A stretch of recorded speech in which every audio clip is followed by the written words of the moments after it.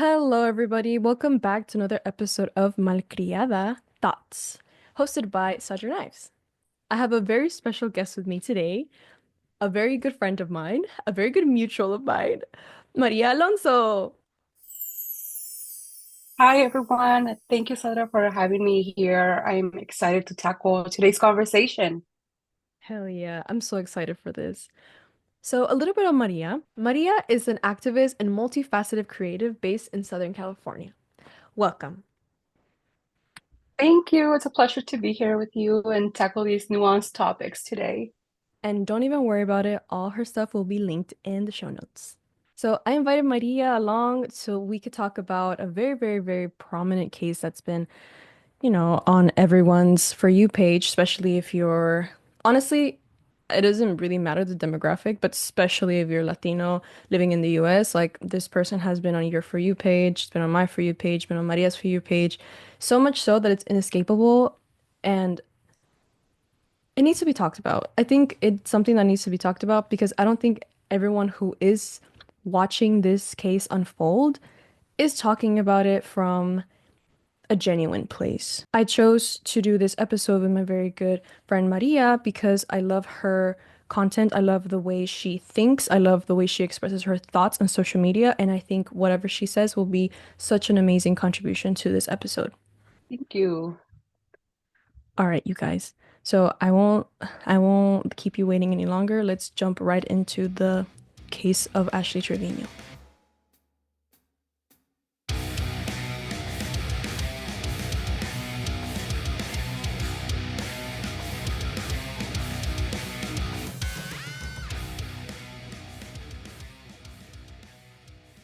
Malgrada Productions would like to offer a warning for the content ahead. In this episode, we will cover topics such as abuse and neglect within the Latino community. If you need to take care of yourself first, please do so. But remember that here at Malgrada, we'll always talk about sensitive topics with loving attention and care. Here's a short summary on the situation. Everything is alleged. This summary is based off clips I've seen on their social media lives and videos on social media as well. And a bit of very, very helpful creator was Selena on TikTok. And again, she'll be linked in the show notes.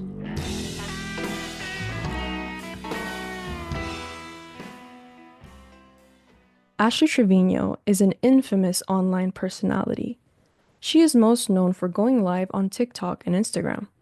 Her content usually consists of her love life with incarcerated men with murder charges, as well as being a neglectful mother towards her daughters. She began collaborating with similar creators, Santos, Ms. Gold, and Vale. At first, the public mainly ridiculed Ashley, who is 35 years old, for her wild behavior, especially after having a sexual dynamic with Santos, who is only 19, and partaking in substance abuse. However, Santos was revealed to have a pattern of taking advantage of trending female content creators, such as Shawty Bay. Shortly after Ashley and Ms. Gold spoke out about it on live, many women came forward with their own experience of sexual assault perpetrated by Santos. The stories all follow a pattern of Santos promising to expand their social media platforms, only to be followed by coercion or some other sexual exploitative tactic. Santos always tells these women he used to work as a sexual assault response coordinator in the military in attempts to silence them, and constantly threatens to retaliate legally against these women. Ashley and Santos took back the allegations against each other and seem to still collaborate on and off. What do you think, Maria? It's a lot. Honestly, I feel like it's like you mentioned, it's one of those For You pages where TikTok just pushed this with on everyone's page because I'm someone who rarely dives into like these kinds of Latino creators and but also I think it's a great opportunity to shed light on this. We are ignoring a lot of the main issues, and I think that can be problematic. Instead of just, watching from afar, let the chisme unfold. So it's a lot. There's so many moving parts to this. as well. I completely agree. And I think now it's the best time to discuss a lot of the themes that stand out. Do you mind taking it away? Yeah, of course.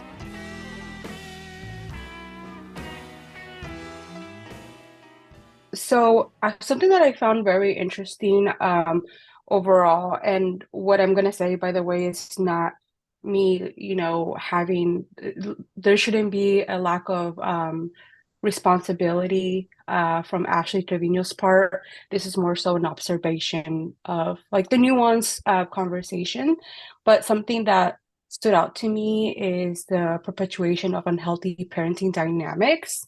Something that I saw was the clips that really went viral and really hit home for me as a mom, as a first-time Latina mom, Mhm. was when, she was very male-centered. And you can see that in her daughter's TikTok or, clips of the situation, how she censors the male, um, and kind of puts her daughters in this like back burner, and we see that so often in Latina women, some Latina women, where they think they're competing with their daughters for attention of a man. And it's so crushing because I heard that Santos was like a lot like that one of the daughters had a crush on Santos. And Yeah. it's like that is wild. Like that is how is that not in direct competition with your daughter? I thought that was very interesting. What did you think about that? Dude, I'm on the same page. I'm horrified because as one of the like I've been surrounded by women who have centered men their whole lives, and it was just so scary to see in this modern time because my mom and my the women in my family are very traditional, very religious. So I didn't have this type of relationship with my mom where it's like, oh, she just has the lingo that everyone now my age is speaking of. Like, no, it wasn't like that at all. We also spoke different languages, and Ashley speaks English just like with her kids. So they're able to they know the same language and they're able to know the all the slang, like everything that means. There's no language barrier. So when I would see that, like the fact that the reason that Ashley started hanging out with Santos was because her daughter brought up the fact that she liked him. They were like, what? These girls are 15-year-old less, and it's very innocent, very pure, like, oh, have a little TikTok crush. And then for your mom to have enough of a platform to secure this man in a way, not even like fully, right? Just like for social media purposes. And to be so sexually explicit about her relationship with him on live, with children in the live, and with her kids, like sometimes in the same room. It's so concerning because, and it's dangerous. That's what I wanted to say. That's what the biggest takeaway from like male-centeredness is that sure, when you're childless, you're only hurting other women who aren't related to you, maybe. But once you have kids and you continue to be male-centered, you are hurting a part of you. You are hurting tu cría, like your child. And by putting men and male validation above that, it's just one of the worst things you could do as not just a person, not just a woman, but a mother, man. Because isn't that the whole point of being a mother? Like putting your kids first? It's sad to see. It's sad to see, but we both know that this is very common, very, very common in the Latino community. Yeah, and I actually remembered that another content creator, I forgot her name, but she went viral because a few months ago she also something similar happened where her husband had multiple SA allegations and like she was like basically she bailed him out of jail and like all these situations, and it's a consistent theme that we're seeing. It's like, is this the Latino representation that we want to have? And like I know like a lot of people are saying like, oh, well, it's the For You page, it's what you consume. And from what I've seen, not really, because a lot Mhm. of even non-Spanish, non-Latino pages are speaking about this. So there's no like you can't really escape it. Like I'm pretty sure that you also follow very like um other Latinos, other indigenous native, content creators that speak on these nuanced facts, that speak on things that matter, but you still fall into the cracks of things like this. And I'm like, you know what? Let me take charge of this and bring the nuance to the conversation. Like, let's unfold this, and it's sad because, she probably didn't have attention growing up. And, there's a reason for that, but also this whole situation about her acting not her age, like the Mm-hmm. age regression.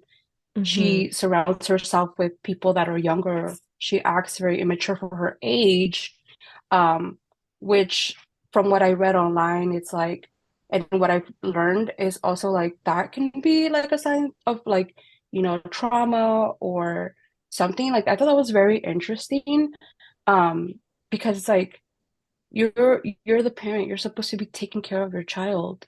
And by no means am I saying she should be the perfect mom because there's no such thing as a perfect mom. Exactly. Um, but it's like when you are putting your child in harm's way, when you're consistently bringing these men in, and seeking incarcerated men that have heavy charges, that's really dangerous. You don't know what they're capable of bringing all that in your home. Um, Again, being neglectful, being, knowing darn well that these people have several cases, what they've done. Um, and, her listeners, her demographic is constantly telling her like, okay, like so and so is doing this, so and so did that. And she kind of dismisses that. So I think that that's a very like dangerous. And again, that's something that she should be held accountable for. What do you think about all this? I completely agree, and I see where you're coming from, especially with the age regression response and how, like, yes, like it's not fun to see, but Mhm. it's good to identify when someone is acting not in accordance with their age. And I'm not saying like, oh, just because if you're old, you have to act and dress and whatever be a certain way. Like, no, I'm not saying that at all, but there are responses to that should coincide with your level of maturity. And if your level of maturity in difficult situations is way lower than that of your age, than what our people around your age are, that is an issue. That is an issue because it puts limits on you. It puts limit just on you, but on how you can communicate, how you can express yourself. And like you said, it's usually like age regression, all these things, like her male-centeredness, her age regression, her hypersexual behavior. These things are all trauma responses, and that's something that people aren't grasping. They're just like, "Oh, that's a bad person doing bad things because she's a bad person." When Yes, and something that I found very interesting is also like this glamorized version of like what like the friendship of a daughter and a mother should be. Like that's so glamorized. Like with shows, even like Gilmore Girls, how Mhm. everyone's like, oh, I wish. And like, yes, you can have nostalgia and think about your parents. Like you wish they were a friend of yours. But I think that as a mom, like this is my opinion, I think that there should be some kind of boundaries because when you're 100% besties with your daughter, that can cause a lot of issues. It can backfire, you know? So that's another thing I try to remember with my daughter is like I follow the gentle parenting and very nuanced side of parenting with my daughter, but also at the end of the day, it's like there's things that I want her to learn and like I am the parent and we have an open relationship where it's like I don't want her to see me as like this authoritative figure, like do everything that I say, but Mhm. there still should be boundaries, for the collective of both of them, the growth and like that relationship pattern. It's best. Like you want to be close to your daughter and vice versa, but not too close to where you impact their growth and everything else. Like it can backfire. Absolutely, absolutely. And going back to the hypersexuality of that Ashley seems to portray on these lives and on her constant everyday dialogue with the people that she interacts with, it's something like the hypersexual behaviors, like we said, is also a could be a trauma response. I know I have some experience with that, and you know what doesn't help? the fact that Latinas are already hypersexualized. We're the spicy mommies, they're this and that, and ooh, I'm gonna get me a Latina because she's feisty and she's this and she's hot and whatever. And I think I see Ashley feeding into this stereotype. They love like not they, but specifically Latina women who are disconnected from their roots tend to only sexualize their identity.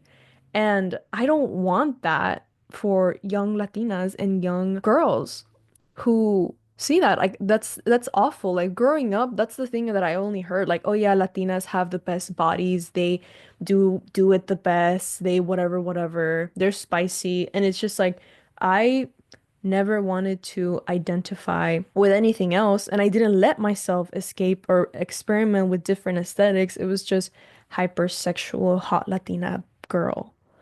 And it sucks that this is the only, like, one of the only things that many Latinas have to aspire to, especially when people are just making these kind of people go viral and viral and viral.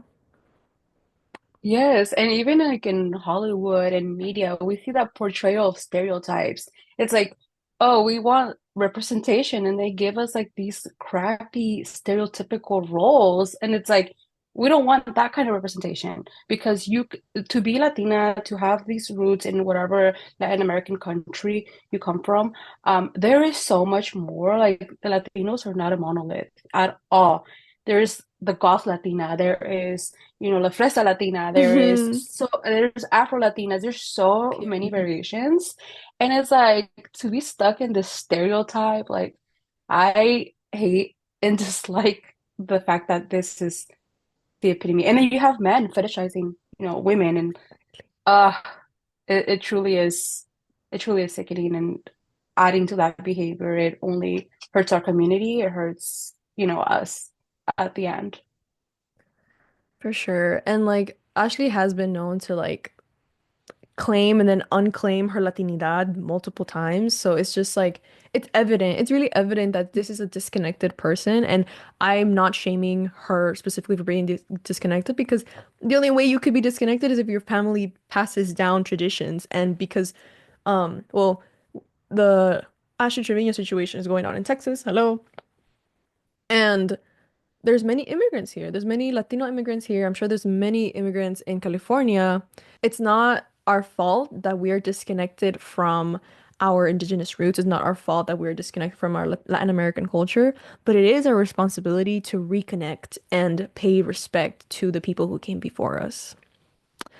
And that's just something I don't see many popular Latina creators doing, but I really hope to see more of it, and I have faith in them.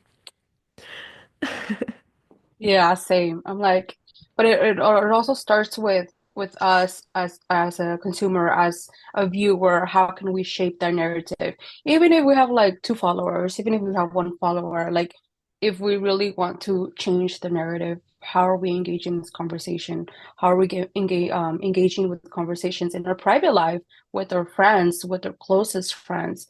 I mean, I see this too, like when people say they're Latino allies, they're, to the community, but it's like all your friends are non-Latinos, all your friends are non-people of color. Like you can't like no. That's when you have to also like check yourself, you know? Hmm. Like, don't get lost in the sauce of like capitalism and trying to climb your way to the top and all that stuff. Like, no, like, remember you have Yeah. roots. Like, remember where Yes. you came from, Simba. Hmm. And it's beautiful. You discover a lot. And to see like some of these big, larger corporations that are American based, they capitalize off our culture. I mean, we see it all the time when designers go to our home countries and they see like this trendy thing that seems to them that it's trendy. They bring it to the United States. They make a whole profit. I've seen Gucci huaraches. Like, what do you mean? Ugh, it's so annoying. It's so like it's just it's insufferable, and it's so annoying seeing them like gaslight us to our face like, "Hey, I know this pattern specifically from this place in Mexico or wherever."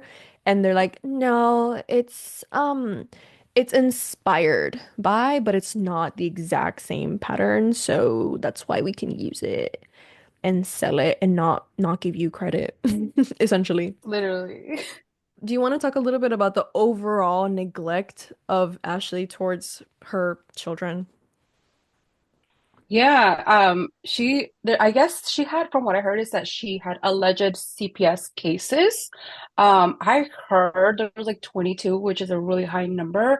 I'm not sure. Again, this is alleged, Right. but like it's really sad. Yeah, it's really sad that that they have like these children are not being taken care of, and I wonder like at what age did these CPS get involved? And even now, I know that she had threats of like people calling CPS on her.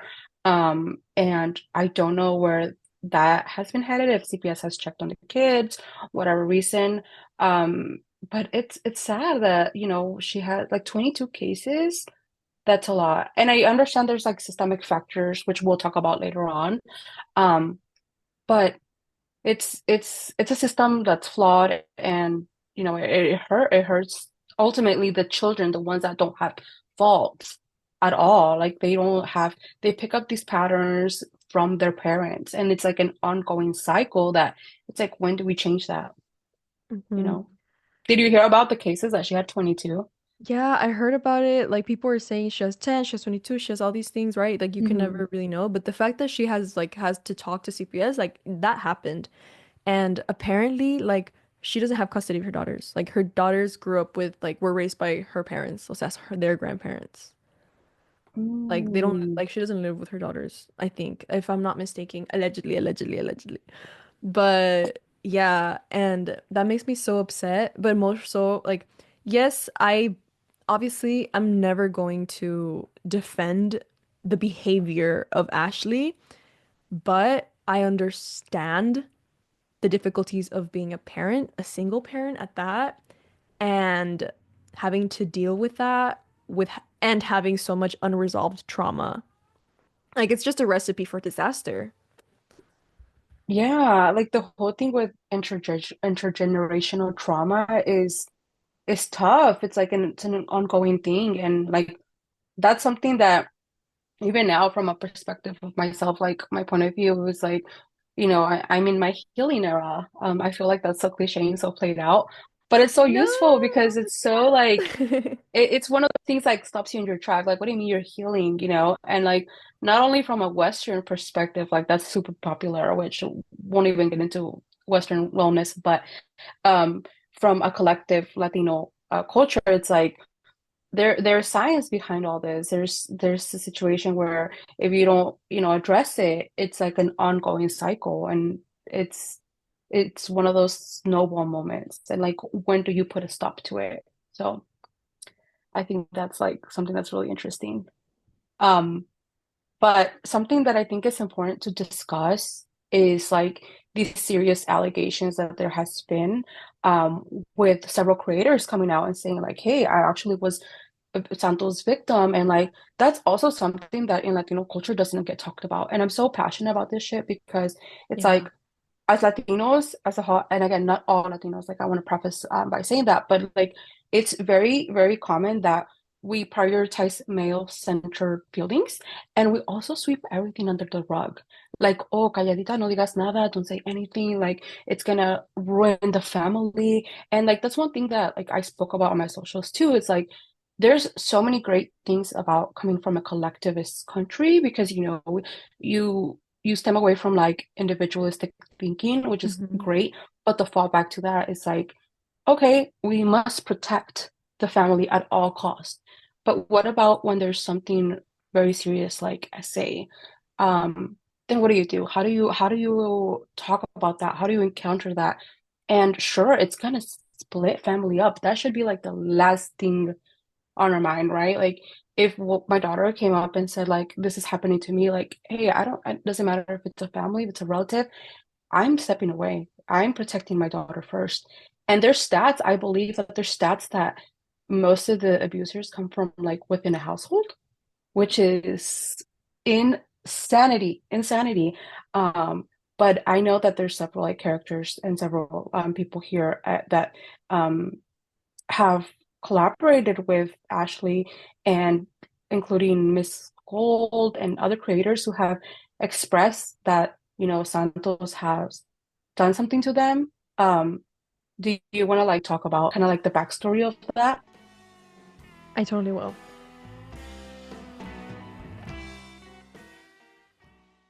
So, a little bit of more of a background with what's happening. I didn't really mention it all that much in the summary, but after Ashley began collaborating with other creators who also, went live and did TikTok battles and things like that, she got a little bit of friends or acquaintances and they started hanging out.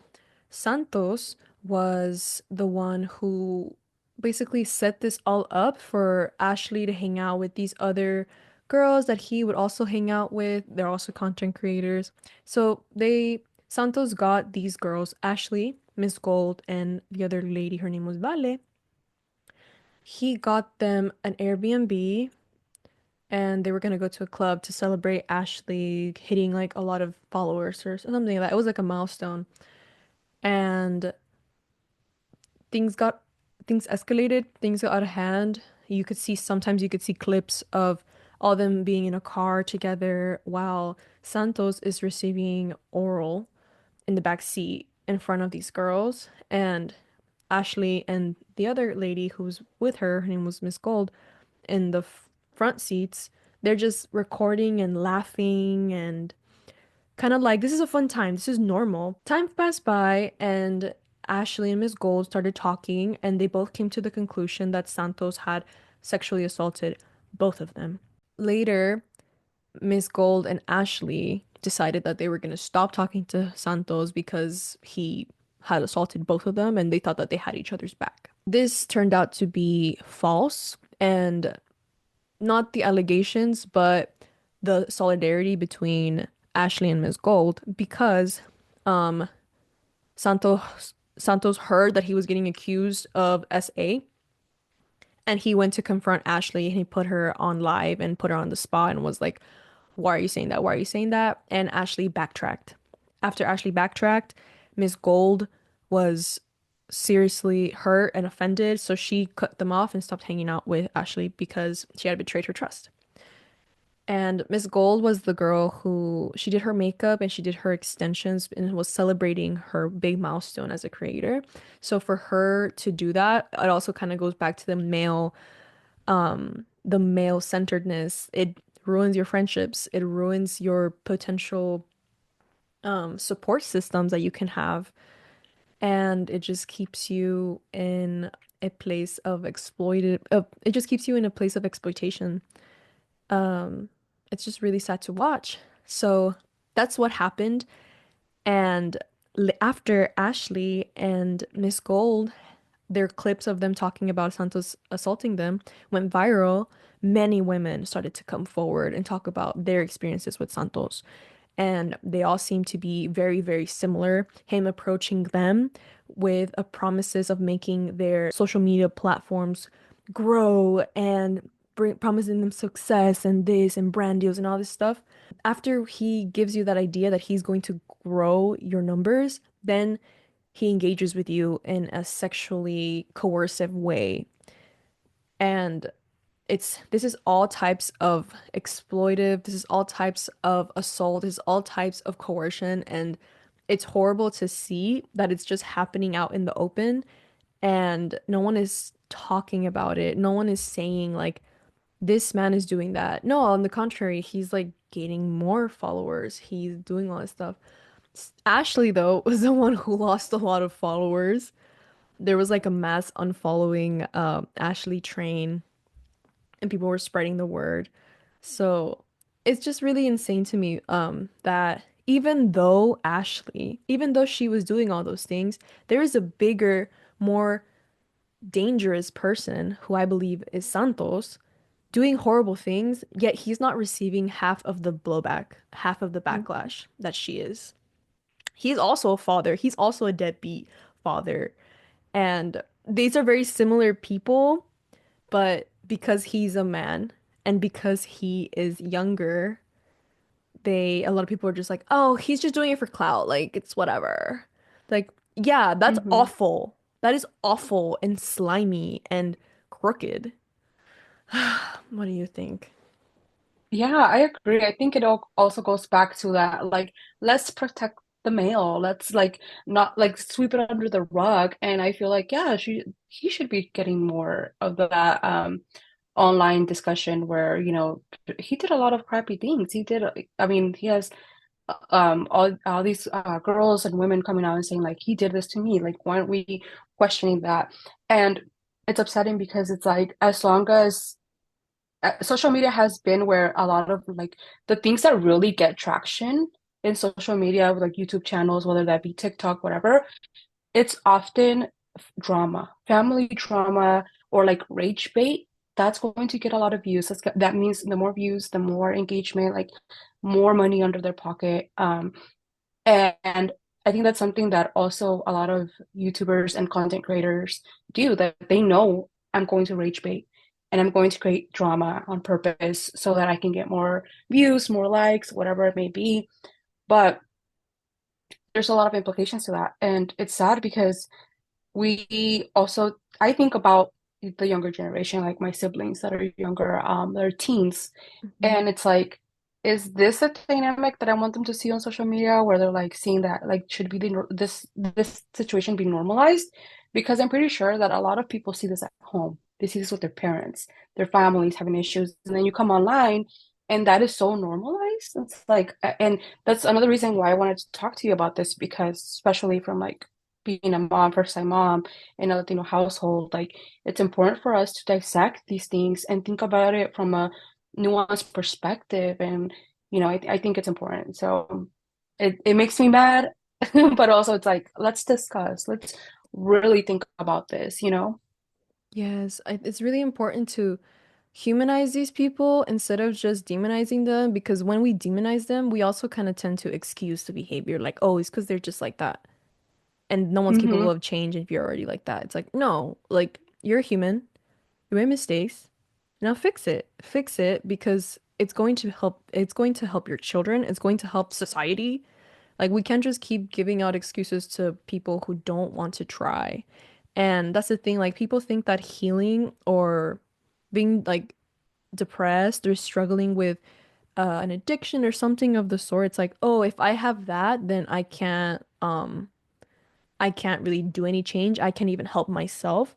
That's not true at all. I think that when you try to heal, when you are trying to heal and change the patterns that are circling around in your head all the time, that is one of the best things you could do, no matter what your current situation is.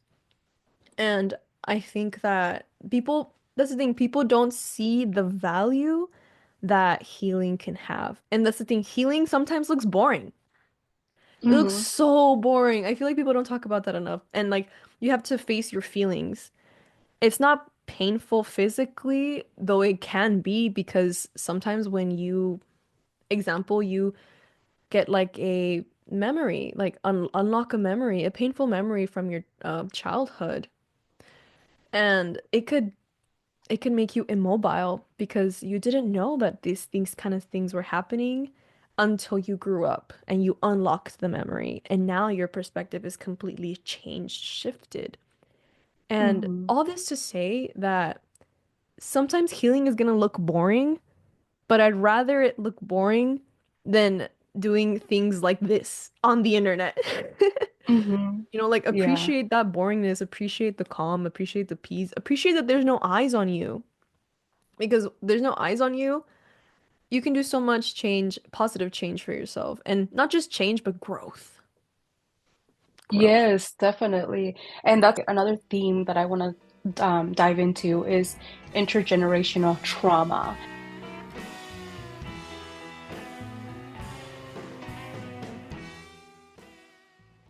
Again, I'm not a psychologist, but I've been on my healing journey. I've been like really trying to do the work for myself so that, like my daughter and future generations don't have to work for these things. I'm not saying that, life is going to be perfect, Hmm. but, how do we retain those tools and resources so that when we do encounter hardships or any tough moments, how do we face them? Versus, recycling the old patterns that we knew from our home or from society, what society taught us. So for a bit of context, I am an eldest daughter in a Latino home, specifically Mexican household. I grew up in a very strict Mexican household where I wasn't allowed to go anywhere. My parents like literally like kept tabs on me for everything.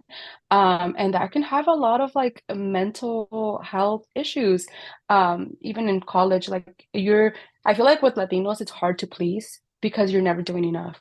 Like Yeah. you could be working a full-time job, you can do school full-time, you can do so many things, taking care of your siblings, and it's still not enough. Like, No. and when you do find that 15 minute of rest, it's like, why are you laying down? Like, ponte a limpiar. Oh, ¿estás aburrida?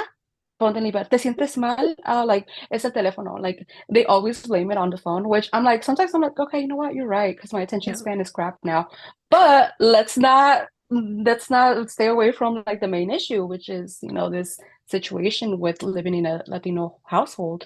And it's so common. I actually saw a TikTok where I saw this girl who was crying because she was like, my parents are so strict. Like I work a full-time job. I am a student, like all these things, and it's still like not enough. Like I just want to live my life.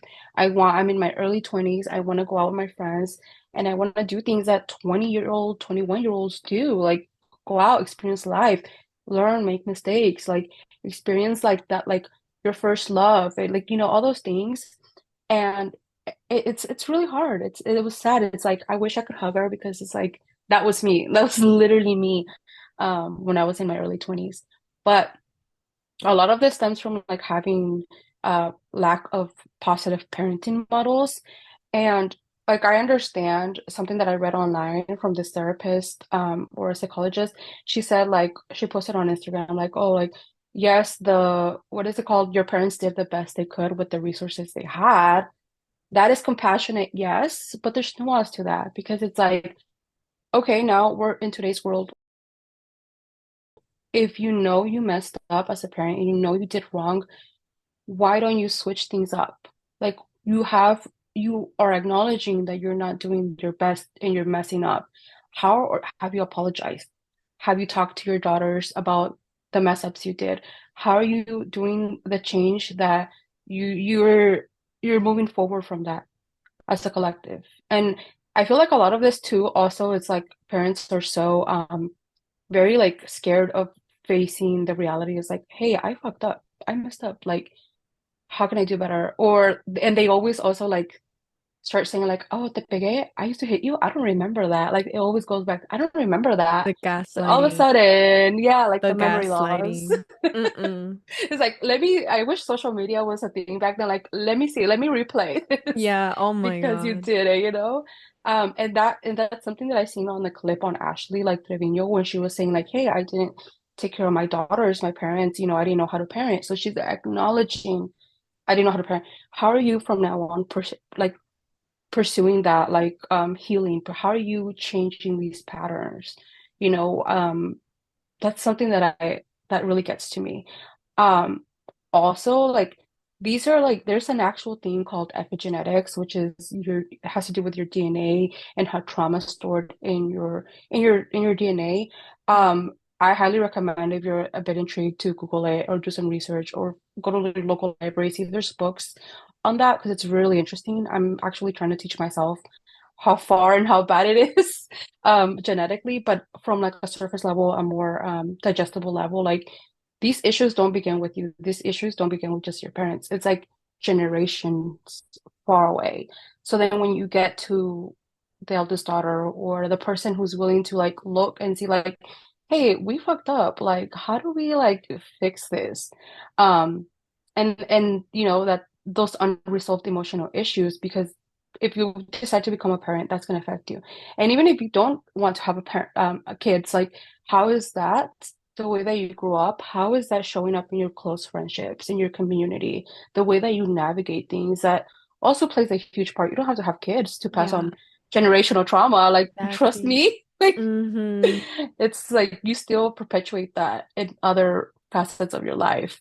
And then also like culturally, like something that I've experienced, like when I started like seeking my healing journey, I started seeking out therapy, but I've noticed that a lot of the therapists that I went to, psychologists, they're very like Western facing and they don't know my experience.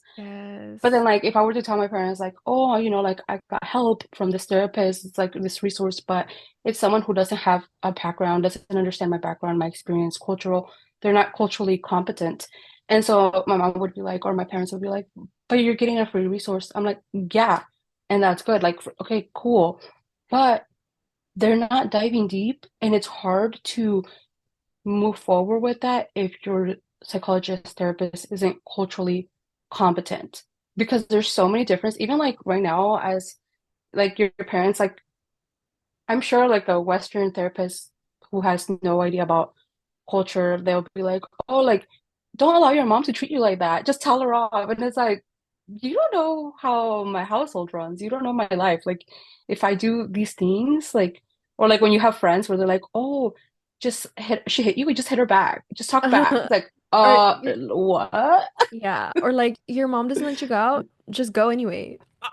yeah so yeah like there's cultural differences there's a lot of like interpretation of cultural parenting practices and also I find that as a society we tend to demonize Latino parents and their parenting style as a whole um for example it's like if a parent has to go to work and they are left with, like the eldest child gets to take care of the youngest sibling, so the mom or dad can go off to make a living. Western people would be like, "What the hell? Like, call CPS. Why is that Mhm. child alone?" And just things that are culturally like are so demonized. Yeah. And like the Or like Western perspective will understand. for sure. Or What has like been your when experience with that? yeah, sometimes like my parents like in Mexico, you know how you can like kind of write in the back of a truck and like night bail? Oh, yeah. Like my dad would take us driving in the back of the truck, and things like that. We'd be like, "Can we go in the back?" And we'd be like, "Yeah," like playing. And it'll be all cool and fine. But then over here, it's like, no, you can't do that. The cops will stop you and it's not allowed and this and this and that. Like, and I'm like, oh, see that, like,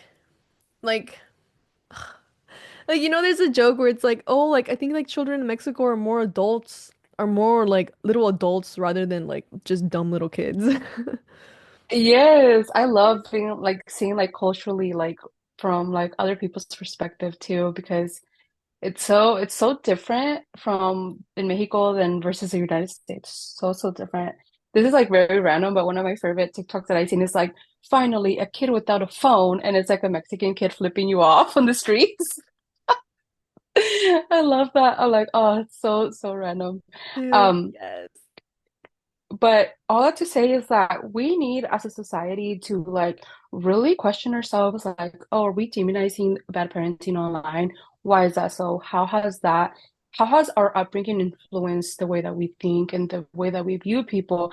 And yes, the two things can be like correct. Like we can like hold Ashley accountable and everyone accountable, but also looking at it from a bigger perspective. Um, something that I learned that I read a audiobook. I listened to an audiobook called Decolonizing Therapy, and this is specifically for like therapists, like people who have practices. But I'm like, let me just read this book. And it was really interesting because the call to action was basically in order to heal our community, especially people who come from like a different cultural practice and perspective, therapists should like there should be assessments that therapists are more culturally competent to Mhm. tackle these issues. Um, and I think that's very important. And even with if you're not a therapist, I think that's important because we're taught to be individualistic in this country. We're taught that to fend for ourselves. We're taught to assimilate rather than liberate our thinking. And I think that's really dangerous. I personally think that sure, there are things that you must like code switch, you must do X, Y, Z to survive. Like I completely understand that, but it can be dangerous to completely be an individual who doesn't care about others and that forgets their culture, forgets these things, and all that leads to erasure. Like Mhm. and anyway, that's a bigger issue, but it's dangerous, and I wanted to acknowledge that. In terms of intergenerational trauma, I would also recommend a book by the book title is Badass Bonita by Kim Guerra. Ooh. That book, oh my God, I read it like 3 times. I read it the physical form and I listened to the audiobook.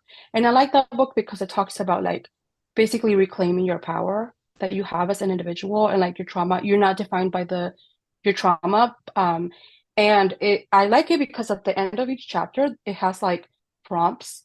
So I grab my little journal and I reflect. And it's How one of those things cute. that yeah, and I like books that speak specifically to Latinas or Latina people or Indigenous people, where it's like it's not so academically heavy.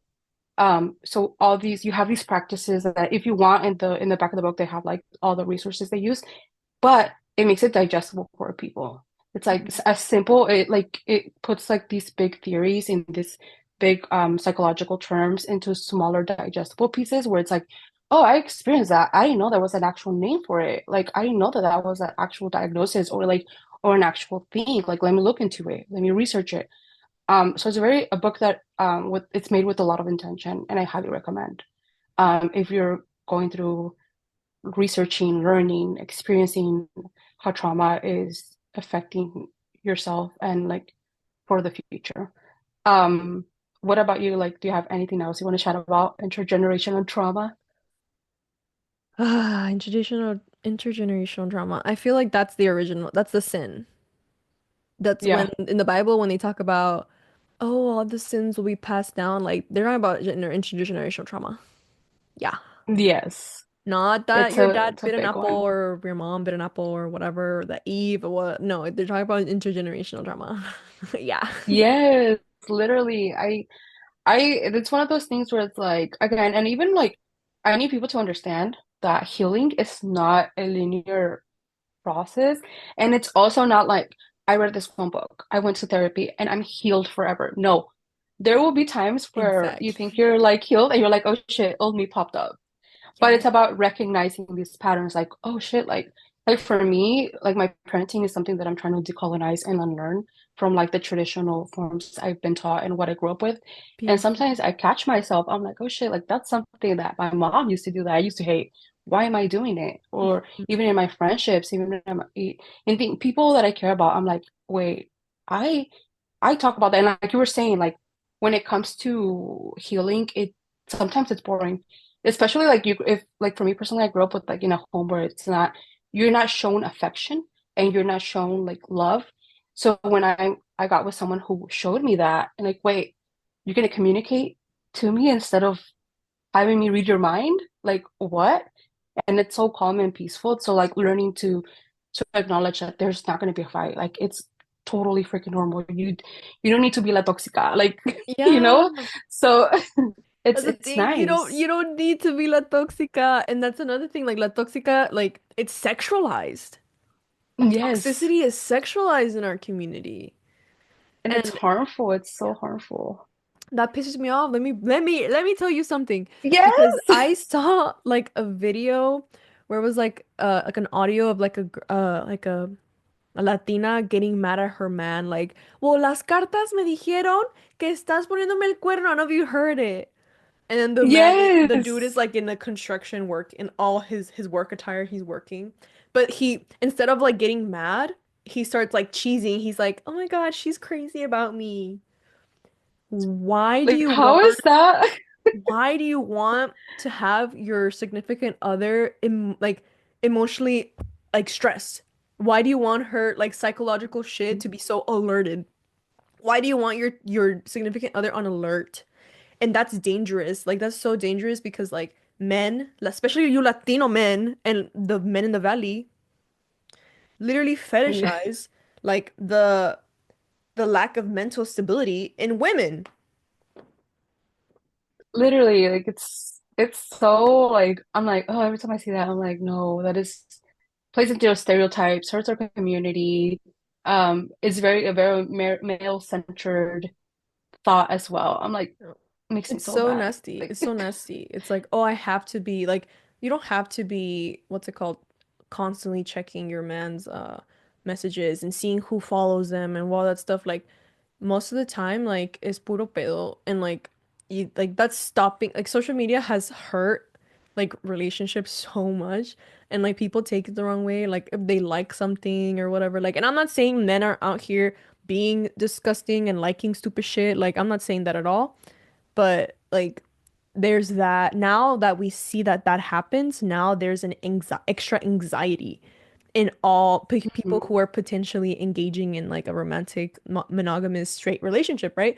Like they're like, "Oh, well, I've heard that men are like this and this and this and this and this, so I have to make sure he's not all that."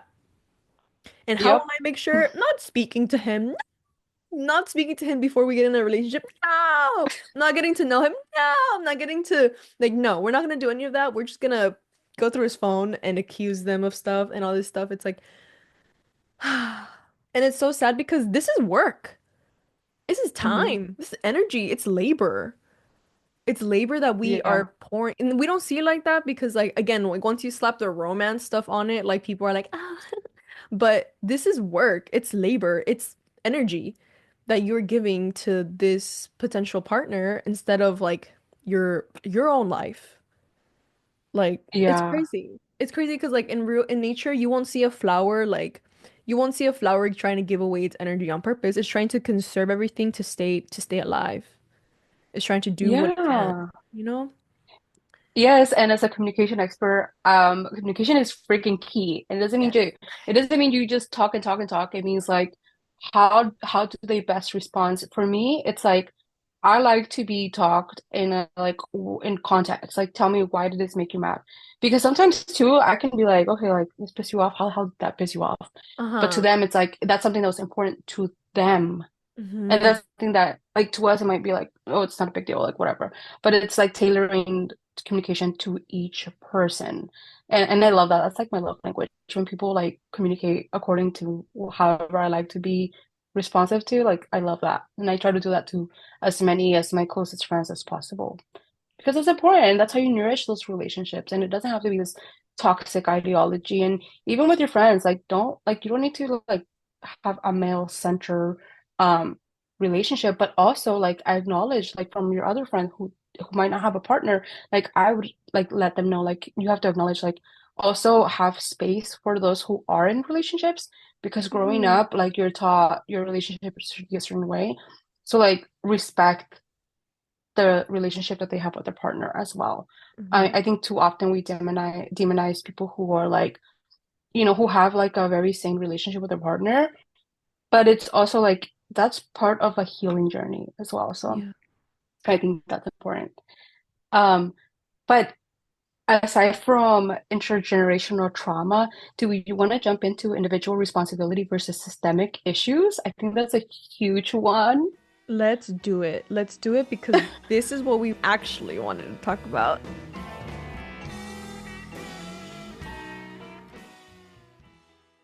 Yeah, so there's like a lot of themes going on, and we talked about our experience personally, but also society, and then also, as it traces and relates back to Ashley, and that whole situation.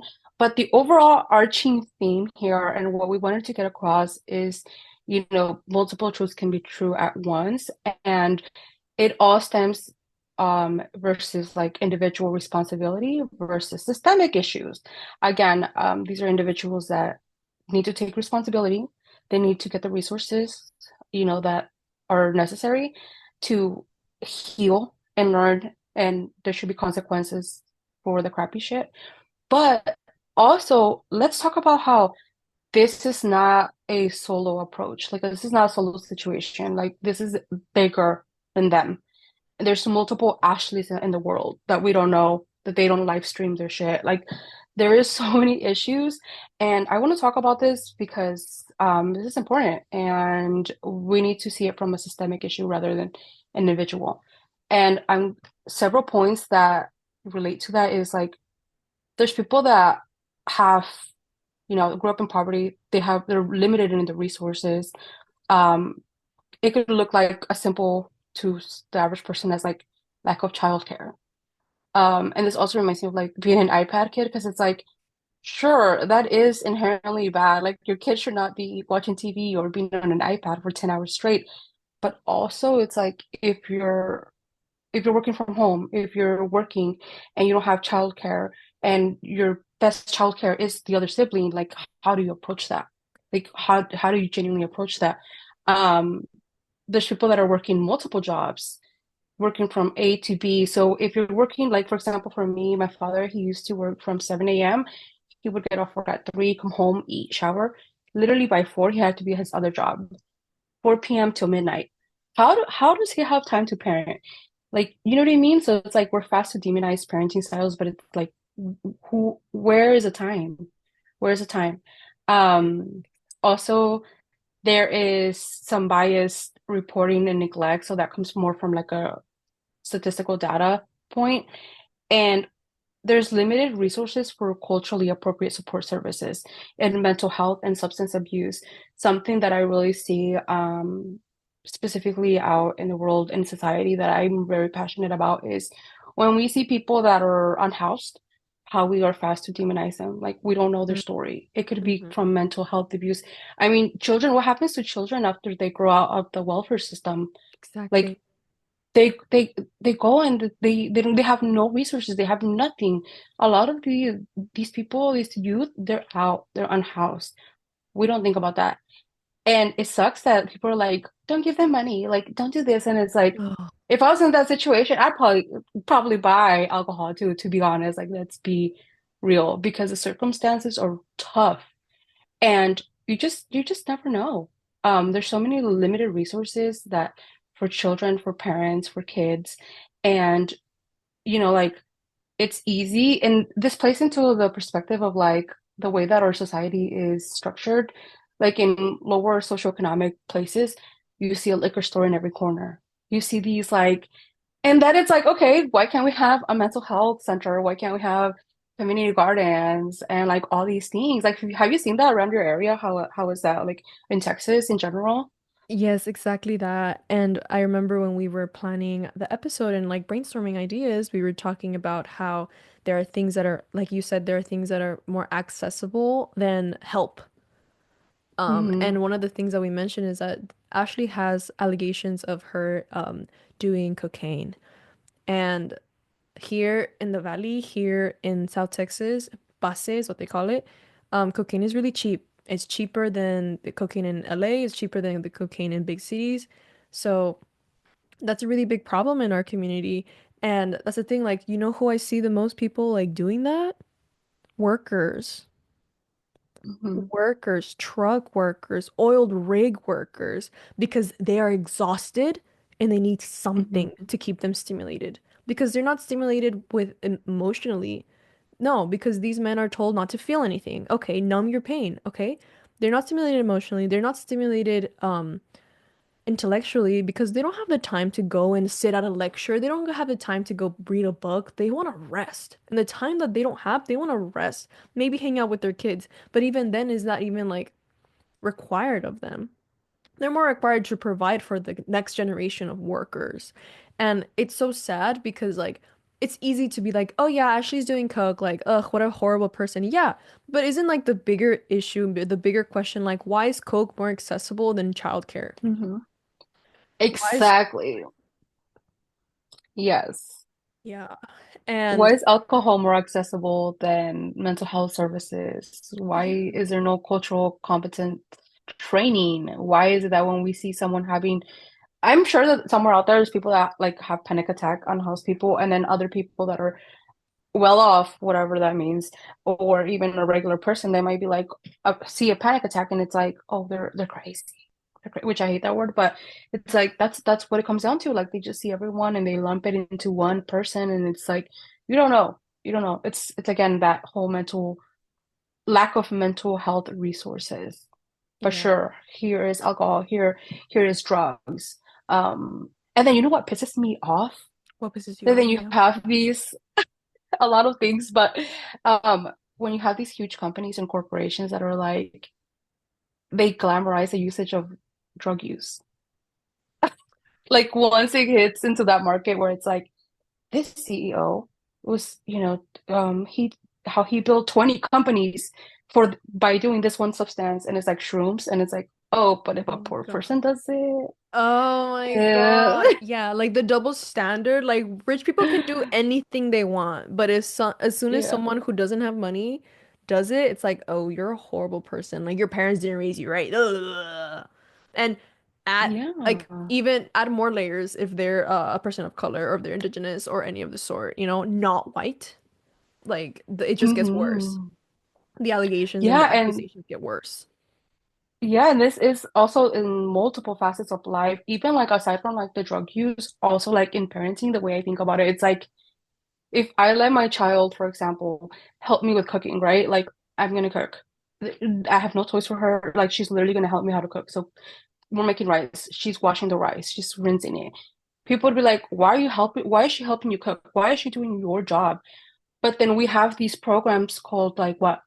Montessori, where you're Mm, teaching the child how to do the freaking labor. Is like hmm. Montessori is so glamorized in rich, like affluent families or people, like modern day parenting. But if I do the Montessori practices on my own, I'm letting I'm like abusing my child, having them do the labor. It's I see like, exactly what you mean. I see exactly what you mean because like these ideas, like I'm sure Montessori, whatever, didn't come up with this all on his own. yeah, You know what I mean? Like what models did you study, hmm, really?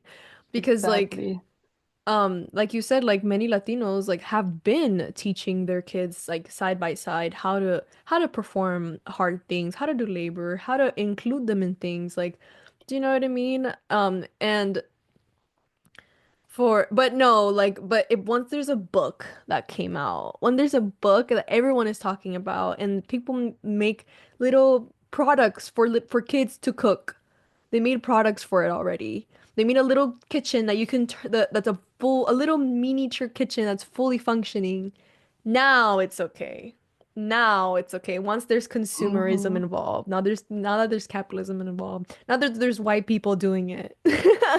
Yeah, like once it's like those ideas are robbed from like indigenous and like Latino and Latina people of color and like now it's gone mainstream and they're like companies are like let's take a buck. Let's Yeah. make some profit off of it, which can be demoralizing. And then also as a parent, I'm pretty sure there's parents that are like, oh shit, like I'm doing this wrong, where they're questioning themselves and doing this wrong. But then they see that and they're like, wait a minute, like you're selling this stuff that I'm doing, you're demonizing me. What do you Hmm. mean? It got me thinking this past holiday season during like fall, there's this cute like I as a parent, I get into like the parenting stuff and there was this like go pick strawberries at so and so farm, go pet the goats. I'm like, I grew up like that. I Yeah. legit grew up in a farm. I had to harvest these, like I had to go check if la gallina had eggs. I have to go Hmm. tend to the cows, pull the freaking milk. I had to like pick the fruit, like whatever. And like people in the fields, they pick our fruit. Like that's not seen as valuable. It's seen as, less than, but like let's repackage this and like see it entertainment. And I do think that it's important for kids to like experience this, but it's also like, really? You're charging me $40 to go pick strawberries at your farm, but I did this when I was little. And that's one of the things I'm like, I want my daughter to experience that, but I don't want to fall into the trap of like, once it's commercialized, once it's really out there, popular, like, no, like, so what I'm gonna do is I'm gonna get seeds, plant it in the back. I have like limited space, but like, I'll make room or something, like clean up the Oh, backyard and like teach her how to like tend to like plants, veggies, whatever the case may be. Um, I love but I'm like, that. no, like I'm taking my power back and I'm not Yes. giving you money for things that I'm already doing in my life. Yes. In Exactly, this exactly. economy, no. Dude, everything like $100 is the new dollar, I promise you it is. Yes, I went to a grocery store and I bought like five things and it was like 50, $60. And I'm like now eggs are considered a luxury because they're so expensive. That's insane. That's literally insane. Since we're on the topic of individual responsibility versus the systemic issues, a really, really important point that came to my head is like, okay, yes, the a lot of Latino households and immigrant households have similar customs and behaviors and things of the sort, right?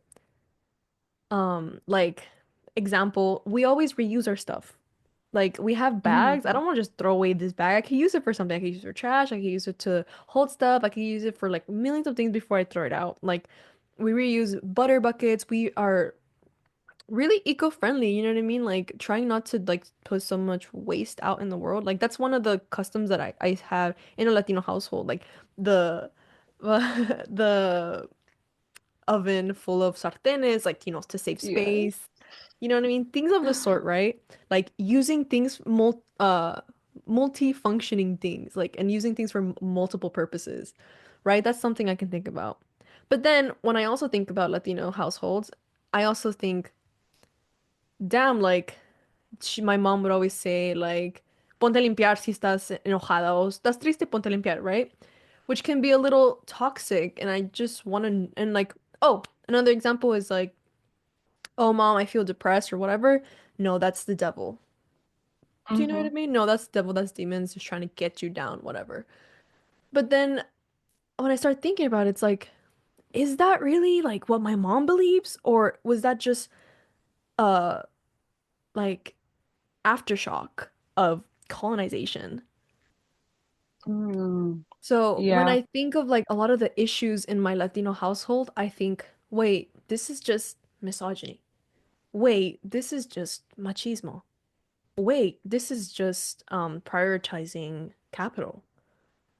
Mm-hmm. These aren't things that are valuable in my culture.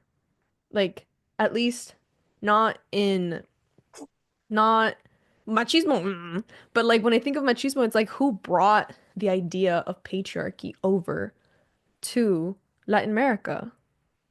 Who Mm-hmm. brought Marianismo over to Latin America? It wasn't it wasn't something that just naturally came to us. It came through colonization and through the converting all the indigenous people towards Catholics and Christians.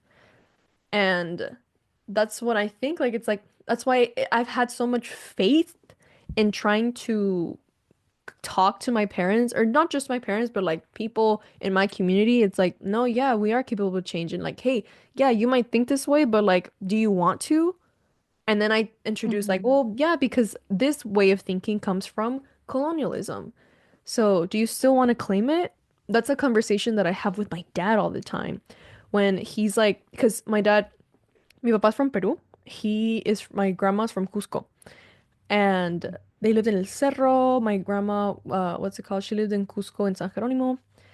And what's it called? So to my dad, he knows. He knows that the Spanish colonized his land. Like he knows. Like every time, like when I was little, he would be like, like you would hear the word or the term Spanish or whatever. He'd be like, odio a los españoles, like as a joke. But like Mm-hmm. I didn't know why. You know what I mean? I was just like, Dad, you're so silly, you know? Yeah. Not grasping But the full. but then once I grew up and I, researched like the history of Peru, I was like, oh, that's why he hates them. And then I picked his brain more about it. He was like, yeah, eran horribles, hicieron, nos quitaron todo, no sé qué, no sé cuándo. Like he's really passionate about it. But then I go in to talk about like, yeah, Dad, but they also brought religion over here. Like they brought Catholicism. You hate Mm-hmm. them, but you practice the religion. What? And so I brought that up to him, and he was like, you know what I mean? Like Yeah, it he was was like, shook. yeah, he was shook. He was like a deer in headlights. And like my dad used to be real like Catholic, and but like as time passed by, he's like, I don't believe in anything anymore. And I never thought I'd like hear my dad like say any of that stuff because he was very, very like strict on us being Catholic because he didn't want us to stray from the path of God. But then he realized that he can't control me or Yeah. any of his children. So that's when I think that's the biggest thing that came to mind when it comes to this topic. It's like, yeah, my parents might have, or our parents, or whatever, the people who came before us might have not done the best choices, but what was going on around them? What was the bigger force that forced them to have this behavior? And it comes back to supremacy. And in this case, it is white supremacy, but I think right now it has just evolved to supremacy in general because machismo now has become a really prominent part of, sadly, Latino culture. Like it's something that Mm-hmm. is inescapable. And that is something like men hold, especially men, hold to a really high regard. And that's how you're supposed to be. Like, serve the man. And the woman acts like this and the man acts like that. So it's like, I want, like, it's so fun. Like, yeah, you can try to blame everything on white supremacy, but at the same time, like, maybe it's just supremacy in general now, because like these Yeah. are the men, like our own Latino men are not like are not holding themselves accountable and not trying to be better, but they're trying to be like these rich white men instead of being something different. So it's I like think I'm that gonna celebrate that. infiltrates.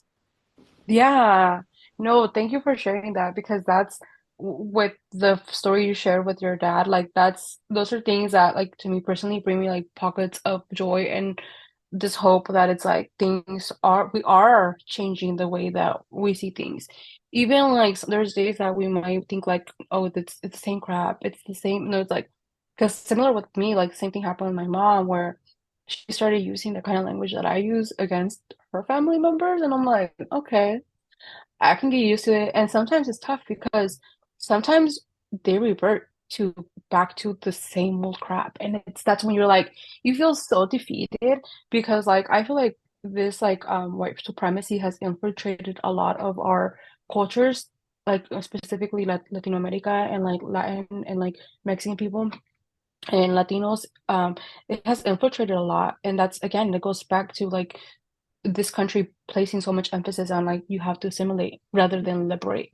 I think that it's important to like have differences and that's okay. Like if you speak a different language, it's perfect. Like if you have different customs, that's perfect. And also like one thing that I'm teaching my daughter is like to expand her food, her palate, and be like, hey, like you don't have to just try Mexican food every time we eat. Like you can eat this and this, and then it's okay if you don't like it. Say like, hey, I enjoyed it, but that's not for me. Because also there's people that eat Mexican food and they're like, that's not for me, or like this plate or this, you know what I mean? So it's like Yeah. it's just be truthful, and that brings me pockets of joy to like every day when I'm like thinking about my mom and all this it stems from like white supremacy, individual versus collective versus systemic.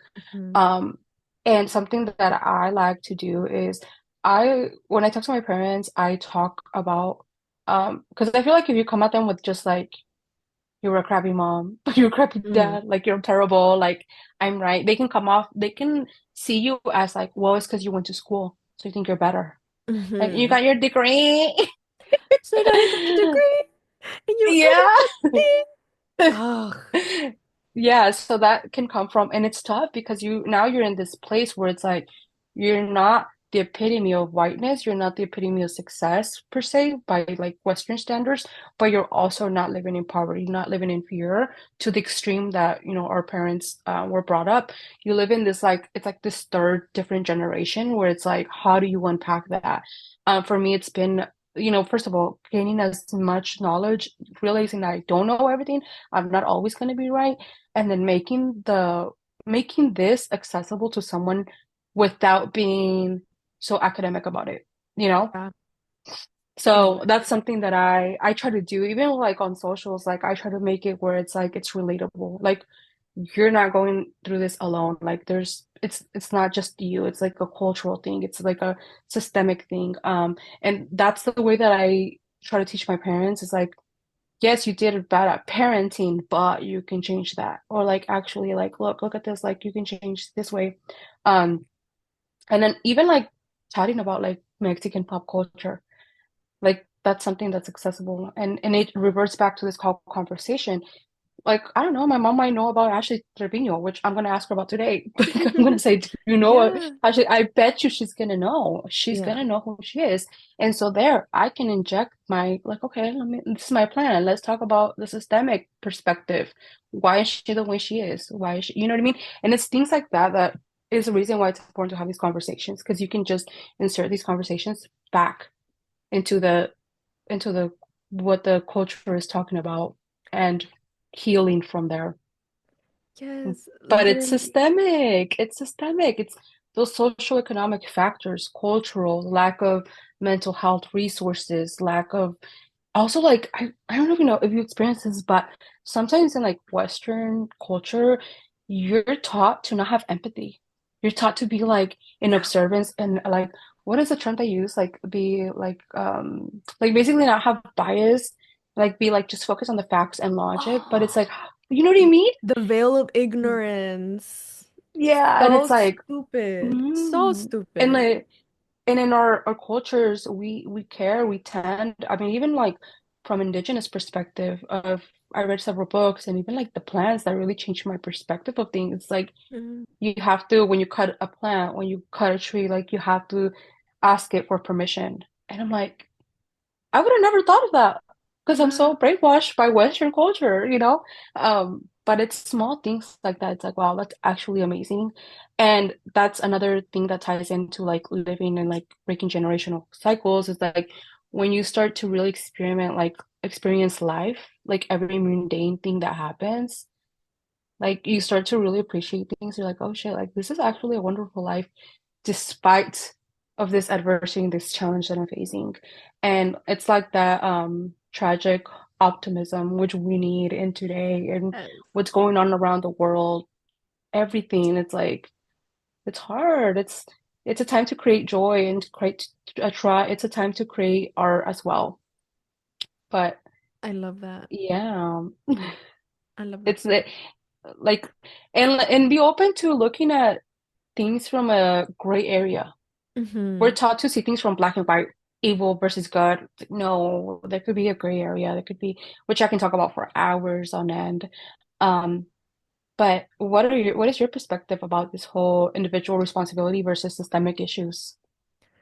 I think that it's disappointing to see people getting dogpiled. I originally, like, I didn't know anything about Ashley until like very, very, very recently. Like when I texted you, I was like, Hmm. why is like my For You page like back to back to back to back about this? And I was like, I don't even know who this girl is.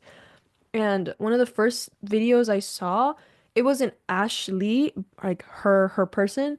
It was like caricatures of her.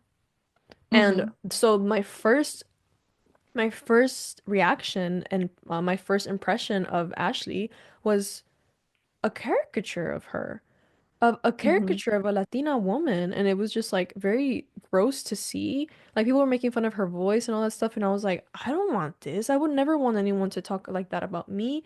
Let me see what I would never want to talk about that about anyone. Let me see what's going on. And then I saw like why people were making fun of her and being rude to her, but it's like this isn't helping. Like you think that you making fun of Yeah. her is gonna make her be a better person, is gonna make her not neglect her daughters. Like, no, if anything, she's literally in her villain era. This is literally gonna fuel her Hmm. to be go somewhere that is not gonna help her. Like most recently, she said that she's gonna get like a bunch of surgeries done, like cosmetic surgeries done, and she's gonna get her tubes tied so she won't have any more kids. Um, and she's like, and everyone's gonna regret making fun of me. And Jeez. yeah, and it was just like the thing is like people were more focusing on her looks than anything. And I was like, why are y'all acting like this? Like if this doesn't look like your tia, like if this doesn't look like Hmm. a woman in your family, because I know damn well y'all have a woman in your family that looks like Ashley Trevino.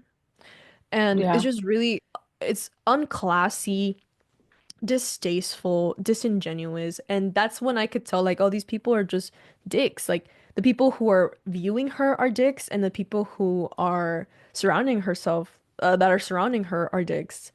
And it was sad to see. And like I said, I understand why she's getting hate, but again, I don't think that that's what they're directing the hate towards, really. Like because Hmm. the videos that are popping up about her um hardly ever addressed it in a way that humanized her. And it made me really upset to watch. Um and yeah, it's like if you like if you're probably not doing all the stuff that she's doing, or maybe she's just not posting it online, or maybe you're just doing two of the things that she's doing, but oh, but I'm not doing coke. Oh, but I don't have kids, so it's fine. It's like no, like even if she had kids or not, her behavior is not acceptable, and her behavior is not a Hmm. nice thing to be doing. And for there's so many people who would do this. There's so many people who do coke. Oh, But when Charlie XCX does coke, it's cool, right? It's cool and awesome. When she does Hmm. poppers and is open about doing all that stuff, it's cool, right?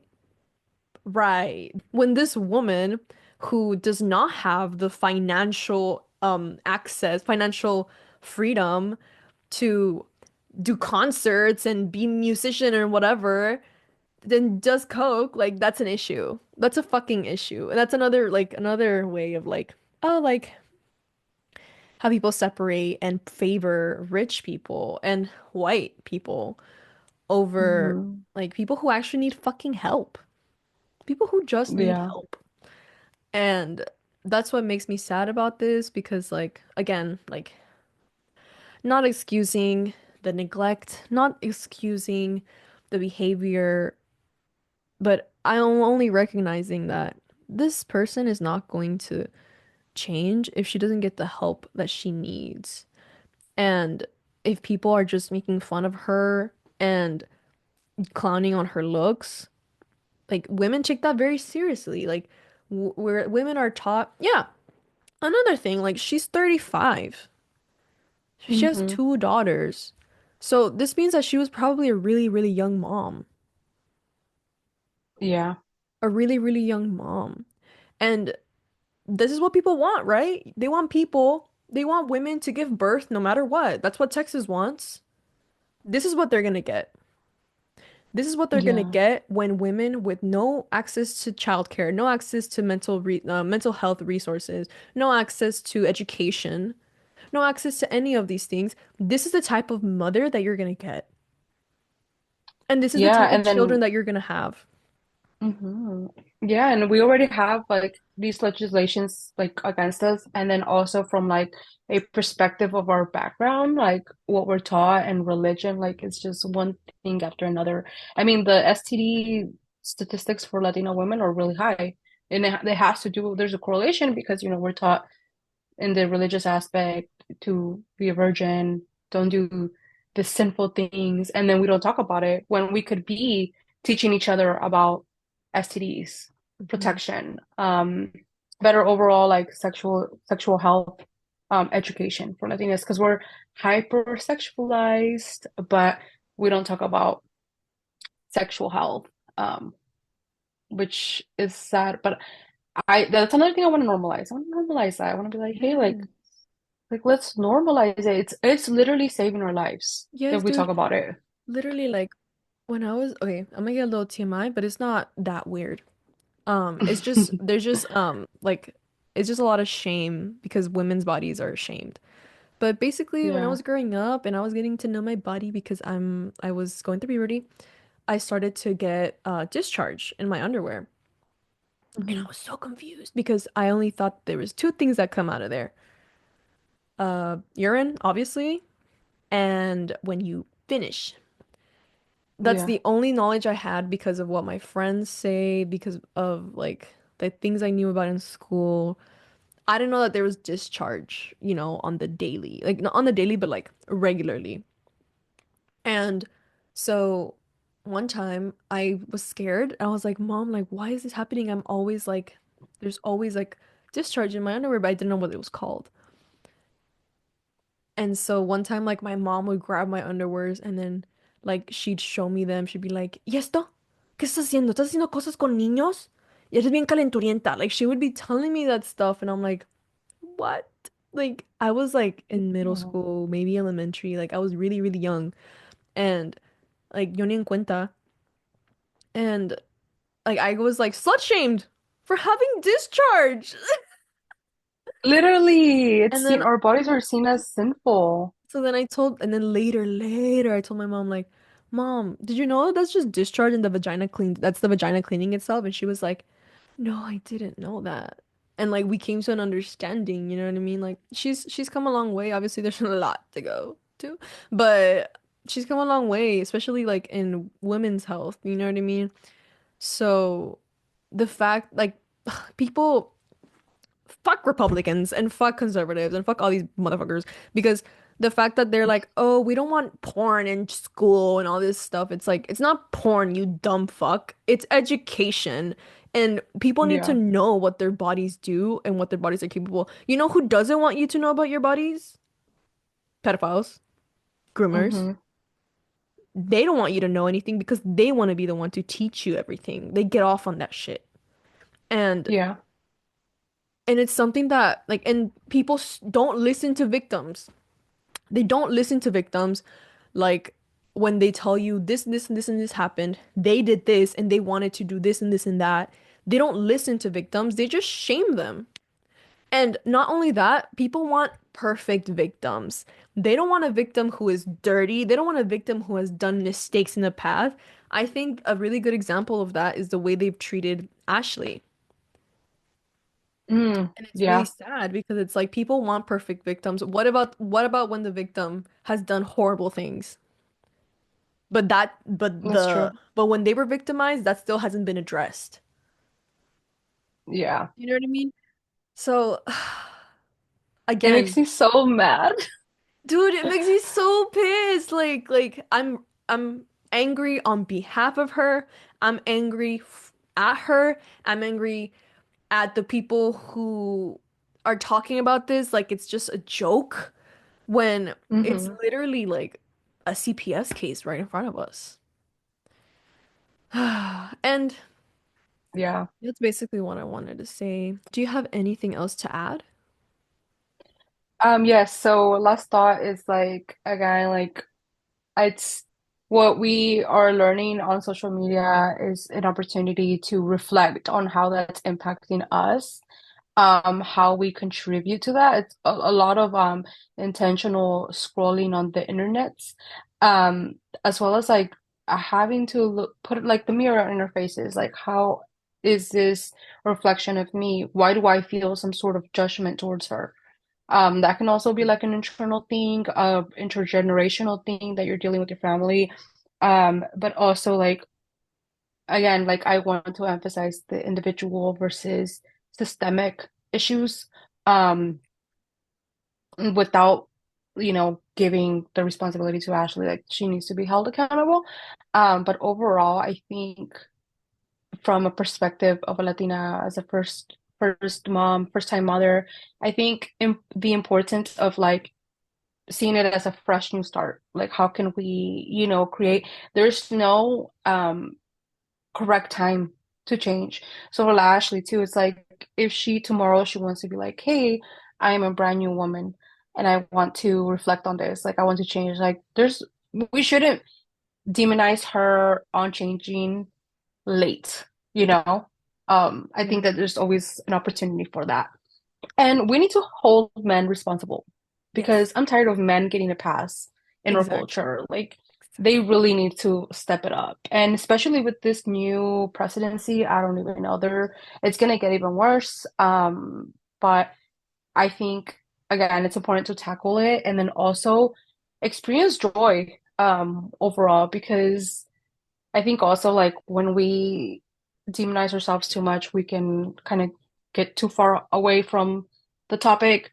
And yeah, like really teach ourselves how to spot these things that are hurting our community, that are hurting us, questioning, like be okay with being uncomfortable. Mm-hmm. Even if that's just you talking to yourself, like, why do I feel uncomfortable around this topic? And Yeah. then once you're comfortable, talk to someone, talk to a close friend, because I can bet you're not alone in that kind of thinking Yeah. as well. And to therapists and corporations and companies, like really don't do like lipstick service. Like don't do lipstick. That's not even the proper term. Don't do lip service. It is now. Um, yes, do to where it's like you're just doing it for show. You're just doing it to for your page to look good, but do it like genuinely. Like ask these questions. Have that representation. And Latinas deserve better representation in Hollywood and the media. Like we deserve to Yes. be soft. We deserve to have a great relationship with the partner besides being the toxica or the maid. Yeah. Or I don't want to be just like the sultry, Yeah. sexy person. Like, no, like give me something real. Damn, you know what I mean? Mm-hmm. Mm-hmm. I love Yes, that. yes, definitely. I think that is all I wanted to say for today. Awesome. All There's right. just So, so much. yeah, it was a lot. So, I guess we can go ahead and transition onto our conclusion. So, why did we make this episode in the first place? What is the message that we want to communicate to anyone listening to this? To this, I answer that we wanted to make this episode for anyone dealing with a person like Ash Trevino. Whether it's your tia, whether it's your mom, whether it's just someone that you know, a friend maybe, an acquaintance, everyone knows someone like Ash Trevino. And I just wanted to communicate to if you're a child of someone who is like that, if you know someone like that, and you find yourself blaming you for their actions and for the way they behave, I'm gonna stop you right there because it is not your fault. That's what I want anyone to know who listens to this. If someone is behaving in a toxic way, in an unhealthy way, and te está salpicando a ti, it's affecting you, that doesn't mean that it's your fault. No matter if they blame you for it, no matter if they come up with any excuse under the sun to justify their behavior, it's not your fault. And you have free will. You don't have to repeat the same patterns that our parents have repeated. You don't have to be your parents. And you can choose to break these generational curses today. And I just wish you all the healing in the world and all the patience for yourself and just all the love that you deserve because that's what this world needs more of. Anything to add, Maria? No, you summed it all up. At the end of the day, like it's tough. It's a challenge, and like again, like you said, it's not your fault. And cheers to breaking generational cycles for sure. Cheers. All right. Mhm. All right, you guys, that's all that we have for you today. This was another episode of Malcriada Thoughts. Thank you so much for listening. I had so much fun filming with my friend Maria. We have been so excited. We've been wanting to connect this whole time, and we finally did. Probably gonna see more of Maria, honestly, because her takes are amazing. And Maria, if anyone wants to follow you and see what you're up to, where should they do that? Yes, so I am on TikTok, and you can follow me on there. I'll have, can you link like my TikTok perhaps on the Of course. notes? And that's basically, I'm trying to be more active on Instagram, so I'll probably have that linked as well. But my Instagram is Alonso Maria 92, and my TikTok, Maria Fonseca, which is my grandma's last name. I honor her Mm, through that. But yeah, that's where you can find me. Those are the social medias I'm active love on. it. I love it. Thank you guys so much for listening to another episode of Malacrada Thoughts. This was your host, Sadra Knives, with Maria Alonso. signing off. Yeah. Yay!